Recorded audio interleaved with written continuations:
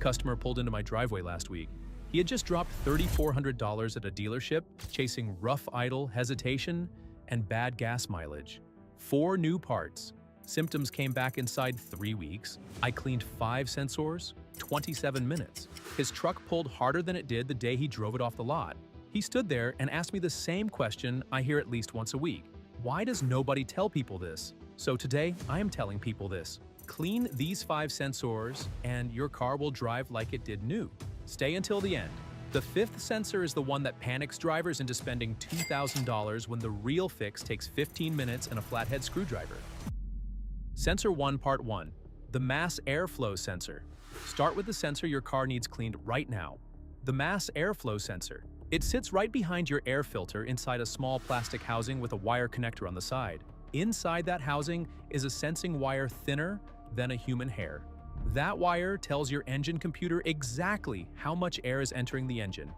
Right air number, right fuel amount, smooth idle, sharp throttle, fuel economy that matches the sticker on your window. Now watch what happens over 30,000 miles. Oil vapor from the crankcase ventilation system drifts back into the intake. Microscopic dust slips past the air filter. Carbon works its way upstream from the combustion chamber. None of it is visible to the eye.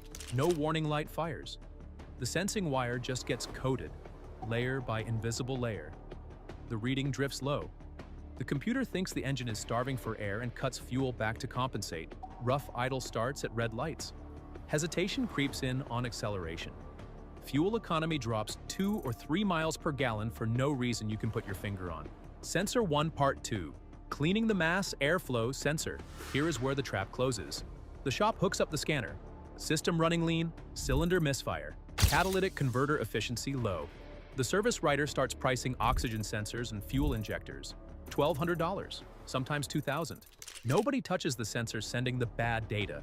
A customer brought in a Mazda crossover with exactly this story. $2,400 across 2 dealership visits chasing the same rough idle. The real fix took 15 minutes in her driveway. Here is how you do it. You need mass airflow sensor cleaner specifically. Not carburetor cleaner, not brake cleaner. Those leave residue that will destroy the sensing wire. The can I keep on my own shelf is linked below. Ignition off, pop the wire connector loose. Remove the 2 small screws holding the sensor in place, slide it out. Hold the sensing wire facing the ground. 3 short, 2-second sprays. Let it dry 5 full minutes.